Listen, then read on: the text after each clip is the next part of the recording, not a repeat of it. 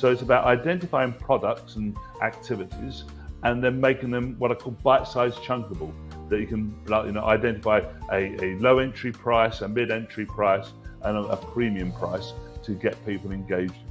So as I say, from identifying a big issue of social capital, you've then got to scale it down to like sort of bite-sized chunks of what can be and how people can give you money. Global Socialpreneurs is brought to you in part by Positive Talk Radio, KKNW 1150 AM in Seattle. Check them out at www.positivetalkradio.net. Welcome to Global Socialpreneurs, a one-of-a-kind talk show showcasing expert social entrepreneurs. Learn their stories and their secrets to creating a sustainable impact. Now, here is your host, social entrepreneur Anne Scottlin.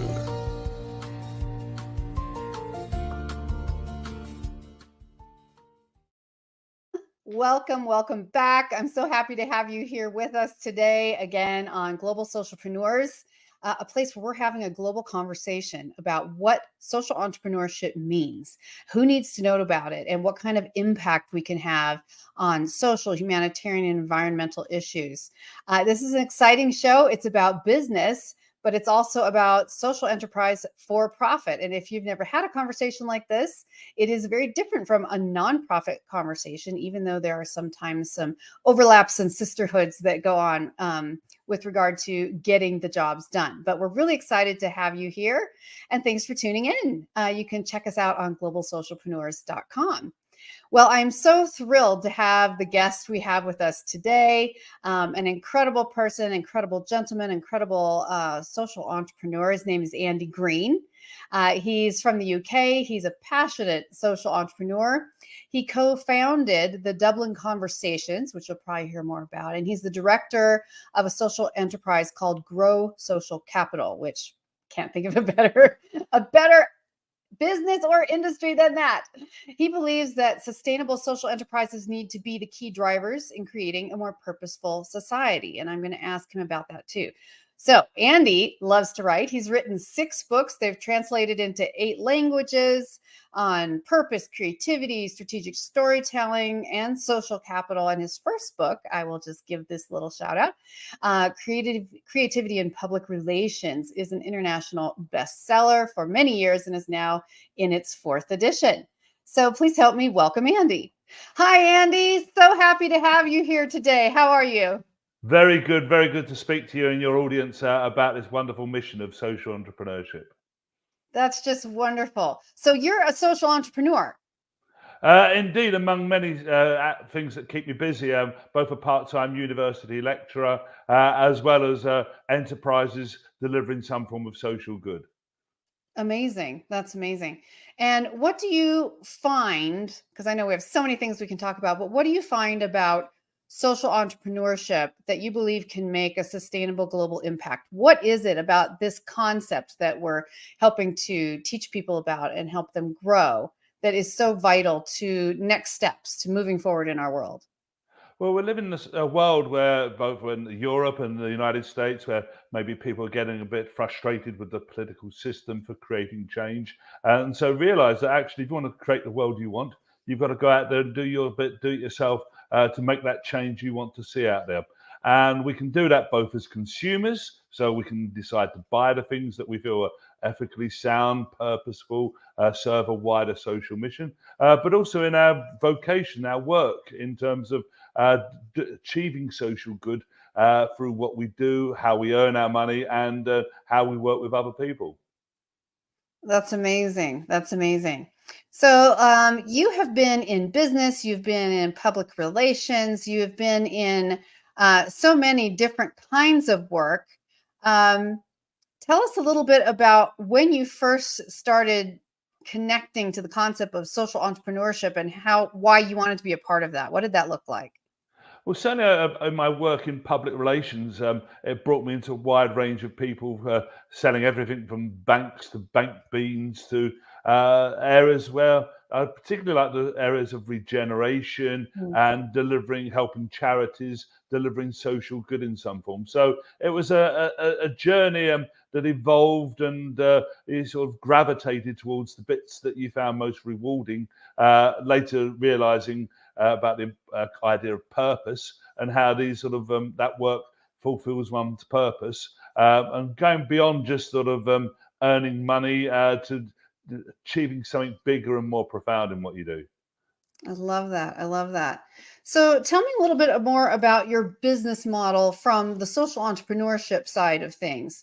What we're doing is creating a lot more knowledge for people, for our listeners around social entrepreneurship, how to get started, and for social entrepreneurs who are already out there, how can they structure their for-profit business in a really useful way that is the most beneficial to everyone. What would you suggest around how you structure the business model itself? Well, from my experience, I can share maybe two models. The first is an initiative we call the Dublin Conversations. So we're working in the public relations, marketing, communications industry, and there's a feeling that the industry has been disrupted by technology and need new ways of thinking and doing. And not only that, but also new ways of thinking and doing with purpose and being purposeful at its heart. So we've collaborated, come together with a group from around the world to develop new ideas, new tools for how you do in a new way jobs that were previously labeled as advertising, public relations, and communications. And the business model with employing there is really an adaptation of the freemium business model. So you may be aware the freemium model is you offer certain things for free to build a relationship, and then that then grows into a premium relationship. And what we found is that we live in an age where there is so much free content out there that it's difficult to run a business on offering content. So you then got to go stage further of offering content and process of how you do it. How do you make it happen?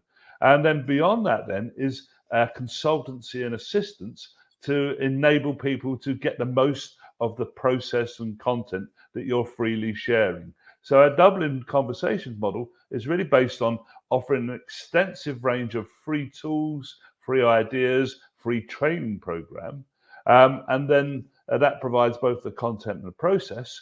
And then if people want to go a stage further, my other social enterprise, Grow Social Capital, is able to deliver support services, consultancy services using these free assets. So we've got to think harder. We've got to sweat harder in terms of making our knowledge work harder for us, but also knowledge combined with process of how to put that knowledge into practice, how to deliver real world results. So it's a more challenging world and a more demanding one. But if you break up your model maybe in what we've done here in two ways of offering a free range of information, services and processes, but then a premium offer through the social enterprise, that's maybe a way forward there.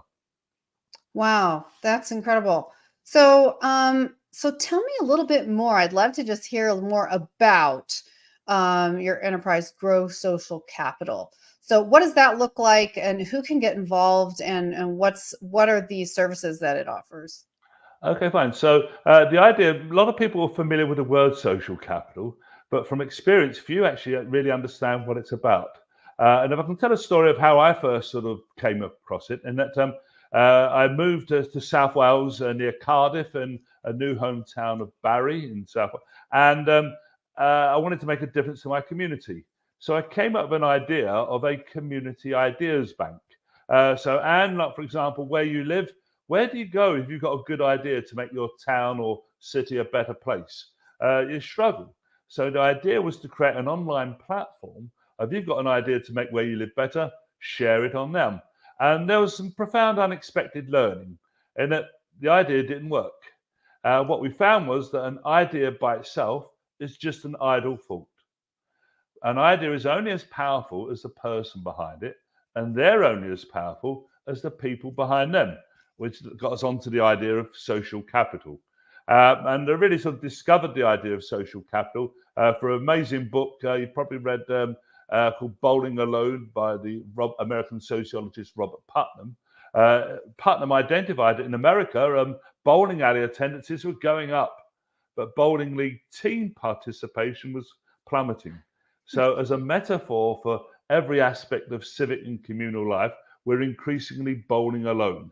So as a society, we're not doing the things together that we used to do maybe 10, 20, 30 years ago, whether it's a bowling team, going into a shop even, that, with online trading now, you can avoid having to meet with people, talk with people.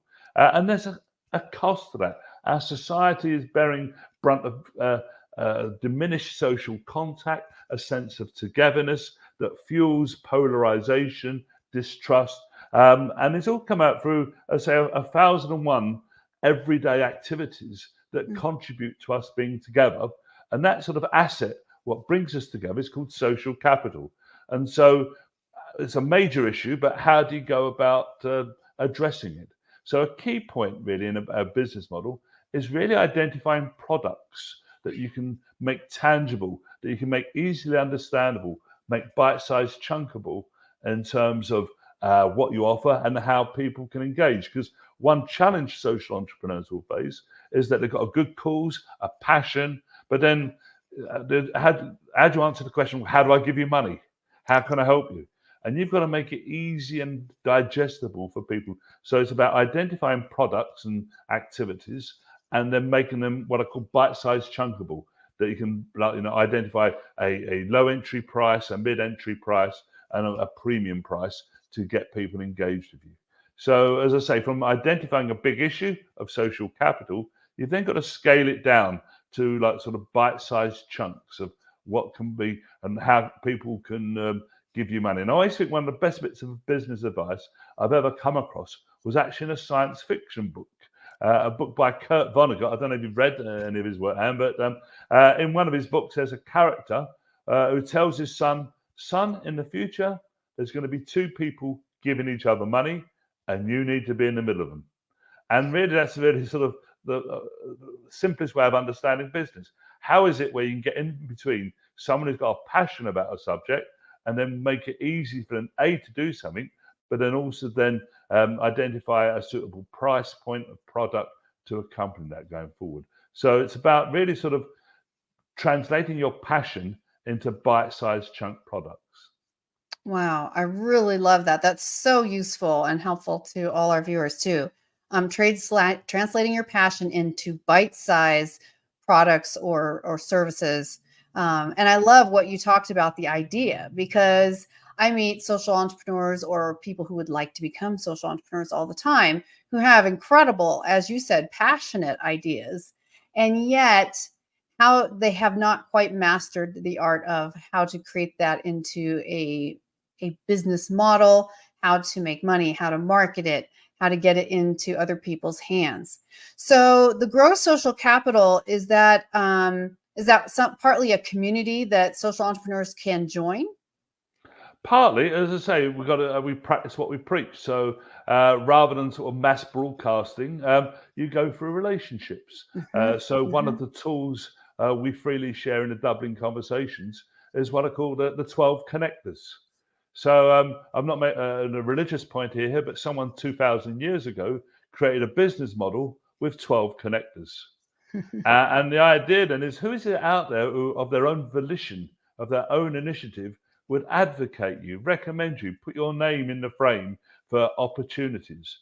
And really critical to your success is cultivating this raft of connectors.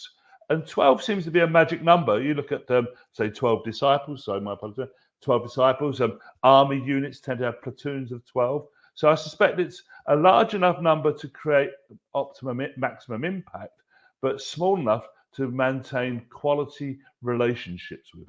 So if you've got a connector, A, they've got to want to connect with you, admire you, respect you, and you've got to make them look good by their recommending you to others. So it's about cultivating relationships where you look to go the extra yard and maintaining that quality of relationship, that they positively advocate for you, be your best unpaid salesperson, best sales evangelist you've got there. So having these sort of social relationships and managing them invest in them and focus on them is really a critical way for business social entrepreneurship success. That's excellent. I'd like to go back for a second just to what you're talking about, creating for social entrepreneurs, social enterprises, creating a bite-size, basically product or service. Can you give us any examples of people that have been involved with Grow Social Capital, especially around services? Because that's a little harder to nail down sometimes, of what that looks like. How did they create something bite-sized that people could help support them in? So I'll give an example. In the UK, we have water utilities that deliver like the drinking water to your homes and so on. And one of those was very keen on its community involvement. And it wanted to be seen as a good, responsible provider. And one of the Dublin tools is about identifying your values, and therefore how to engage people for a much more values-led relationship. So we identified, we created a package of how to create change through a values-led change. And we had various gradations of offers from £2,000, £5,000, and so on, where you could then engage us to work on a project co-produced with you. And I think that's another critical dimension of social entrepreneurship, is the more you can embrace co-creation, co-production in your relationships with people. So it's not about transactional selling a product, but how do we together create the change that we together want to see in the world? So it's really about identifying the need, identifying where there's the opportunities of two people giving each other money, being in the middle there, and then coming up with an answer. Because far often you meet on social people who are very socially committed, and they have good meetings, they have good, rich encounters. But the other party is saying, well, at the end, what is it exactly you want me to do? What is it? How are you making it easy for me to help you in your mission? And equally recognize that you've got a business, you need an income to be sustainable and viable. And as I say, it's about making it as easy as possible. A golden lesson I've learned in my career is that people don't buy best, they buy least risk. So what ways can you minimize the sense of risk, the sense of anxiety about people making steps? And one dimension of that anxiety is making it as easy, comfortable, and there I go say again, bite-sized, chunkable to do. That is really wonderful. No, thank you. That's so useful and so practical. And I really appreciate you taking us through that. So your primary social entrepreneurship activity right now is engaging in that business in Grow Social Capital, or are you also doing something else? Well, it's Grow Social Capital in tandem with the Dublin Conversations. Perfect. So a mission going forward is really about we need a more purposeful society. Mm-hmm. But how can you, I, or anyone be more purposeful? Mm-hmm. So we've created a Discover Your Purpose program, where through a series of 3 key steps, you can quickly identify some critical challenges of who am I?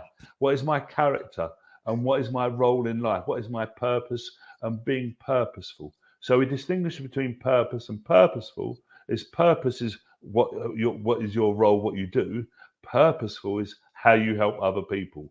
And so we've got a program there we're looking to expand upon significantly going ahead, of how do you make it easy to identify your purpose and be purposeful. And that can be then identified at an individual level, at a team, organizational, community level. And as I say, we're freely providing the process and tools, and where the entrepreneurship comes in, if people then want the more premium support service, the individual TLC and care to help people go forward there. Oh, that's incredible. Wow. So you just had a Dublin Conversations event in the last several weeks, didn't you? That's right. We had a delightful weekend away in Sligo on the west coast of Ireland, where we brought people from around the United States, Canada, the UK and Ireland together. And it really also provided another dimension to products and services that you're finding that we've been very much an online based. We very much grew during the lockdown. and that's shaped and molded and directed us to be online. But also then if you can extend with face-to-face and engagement that way, offer, again, something that combines both social good and pleasure and leisure and enjoying yourself. And certainly Sligo on the west coast of Ireland has many, many attractions and pleasures. So it was a sort of a win-win-win. And that's very much what we're very keen about to promote, that many people might be familiar with like win-win thinking, where you seek to win, the other party seeks to win as well. But win-win-win is where not only you succeed, the other succeed, but the wider world succeeds. So it's very much a sort of a philosophy, a modus operandi that drives us in everything we do there. I love that. I love that. And I've done several of your worksheets and activities from Dublin Conversations about purpose. Super insightful. I loved going through that extra long list on purpose. And I actually did it twice. I went through the whole thing twice. I did it once just for myself personally to narrow down purpose. Because, you know, over time, your purpose shifts. So even if I've done this in the past, I always like to do it again. And then I did it a second time specifically for my business and for global socialpreneurs, which is what are the key values, what is the key purpose, and really kind of nailing that down and identifying that, because that creates so much more momentum and energy around what you're trying to accomplish. And I love that so much of what you do is about bringing people together, as you've said, collaboration, sharing, and the same here with global socialpreneurs. You know, it's about sharing these conversations all over the world, getting people on every walk of life engaged in these conversations. It's also about creating community online where we can come together for, you know, just our group visits in the Socialpreneur Forum, getting inspired by people who are building new social entrepreneurships. Those have been established for a long time. Hearing encouraging stories, learning tricks of the trade. And even in our mastermind groups and so on. So the idea of bringing community together, this is what I've been passionate about for a really long time, because obviously there's some very well-established social entrepreneurship groups in the world, but they're kind of, in some ways, not constantly branching out into new environments. They become kind of a little bit static. You've got the big fish, and you know, it's just not quite as accessible as I think it could be. And so that's a lot of what we're trying to do here, is making it accessible to everyone, and also just informing people about what it is so that they can say, oh, I can be a social entrepreneur.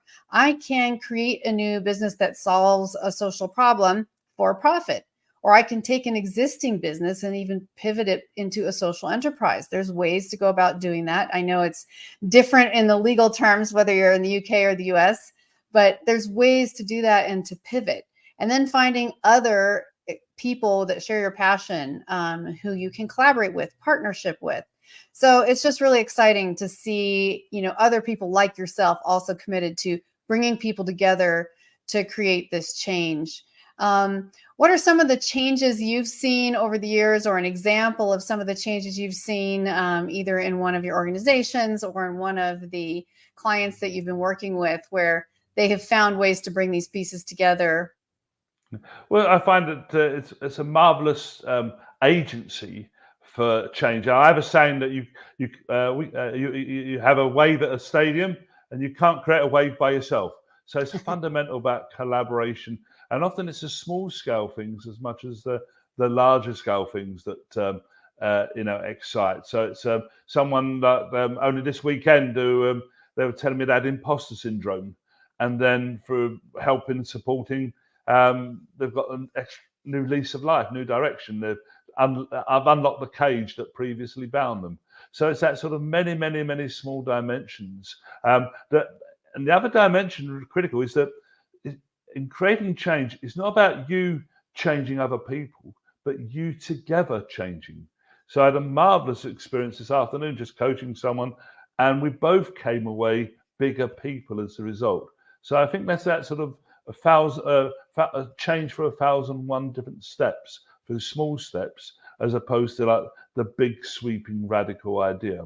There's a myth that if you invent the ultimate mousetrap, the world beats a path to your door. It doesn't work like that. So it's about really, as I say, make that communities. I can't stress that enough about 1 + 1 = 3. The synergies from creating, coming together is so profound and important. And it sounds, Anne, like you're doing a brilliant job there. Oh, thank you. And I loved what you said too about, as social entrepreneurs, and the advice that you were given in the past about two, or in the book, right?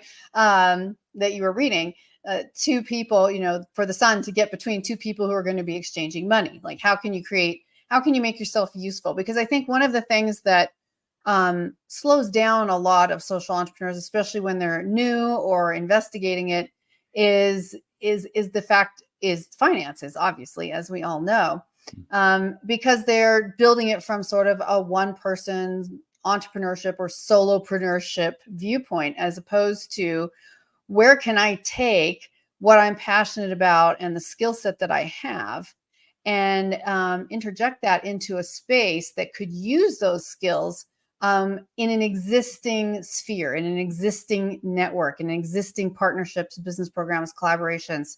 I think that's a huge secret to helping the especially newer social entrepreneurs find success faster. Because if you're just on your own and you're just on your own dollar, all of us often start out that way a bit, but it wears thin pretty quick. So becoming part of a bigger project, a bigger program, is often such a better way to go, and quite honestly, a lot more fun. At least for me, I've always found.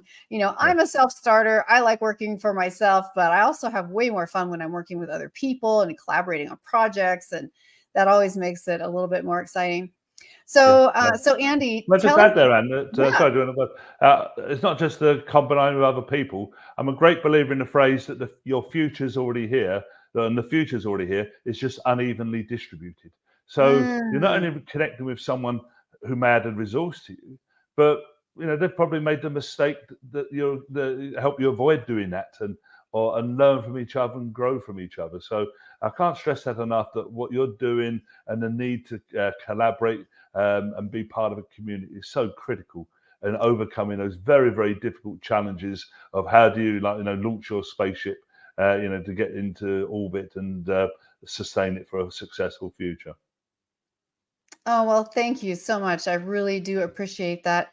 So Andy, tell us, what is your vision for the future and for going forward, both yourself and even in the arena of this whole conversation of social entrepreneurship as a movement, as a growth? What do you foresee? What are you excited about in coming days, months, weeks, years? It's very much about, bringing alive and realizing the potential, and also being open that to some extent every day is a fresh surprise, and just be open and say yes, rather than sort of a danger of saying no, or I haven't got time, is there a risk, and just go for it. So I'm very excited about the immediate and the medium and long-term future of connecting, making having these sort of conversations, and just saying yes and being supportive, and being the good person that you can be to help others. I love that. And just following up, one last question around what you said, like the potential that it has. In the big view, where do you see the growth of this mindset, social entrepreneurship, collaboration? Where do you see this leading us? How could it change our world significantly as we move forward, even in the next decade? Well, we faced two really sort of scenario, ranging from a lot of negativity, a lot of polarization, a lot of social division, and on the other hand, a better future away from that. So I think by investing in social entrepreneurship, investing in your purpose, being purposeful as possible, you're doing the best agent you can in the world around you. So the world's a better place for you, having trod its way. So, and also I'm a profound believer that you've got to sort of work where lines of least resistance. So there's a marvelous work by a sociologist, Nicholas Christakis, his book Blueprint, where he highlights that 2 out of 3 people will help a stranger, which also means that 1 out of 3 don't. So it's really about focusing your energy. Don't waste your time trying to persuade the 1 out of 3 to adopt what I call we-led thinking, but be alert, sensitive, and quick to adapt, and focus along lines of least resistance, lines of maximum people saying yes, and be alert and sensitive and dynamic to that, as opposed to sort of frustratingly banging your head against a brick wall of an immovable object. Yes, absolutely. Oh, that's such good advice and such a great vision. And I encourage our viewers to check out more on the website. Check out Dublin Conversations. One of the big challenges that many social entrepreneurs face is they have an idea and they want to take it forward, but they don't necessarily examine the vision and build it like a business from the beginning. So a great place to start is checking out some of the tools, most of them free, that Andy and his team have created. Amazing, all free tools that you can use to kind of identify where you want your business to go, what the purpose is. We say it's better to fail sooner than later, because then you can say, all right, I can't sell pencils, but I can sell pens. You can pivot just enough, but as opposed to ordering, 100 million pencils that you never can sell, right? So finding the niche, doing the research, building the business plan makes such a big difference. And he has so many really helpful tools there for you. Well, Andy, our time just flew by. It's been absolutely wonderful. Thank you so much for being here. A delight to speak to Anne and your community, and good speed with whatever you're doing. Thank you so much. And thank you to all of you, our viewers and listeners today, for joining us. So we stream live every Wednesday at 9 a.m. Pacific. That is 12 p.m. Eastern, and usually 5 GMT. I know there's been some time changes, so I'll be around then. But yes, please feel free to check us out. And if you're watching this, please share this so you can help other individuals and other social entrepreneurs find this show, learn about it, find how they can get involved and really make an impact and a difference in the world. As always, be kind to those around you today and be kind to yourself. See you next time. Bye.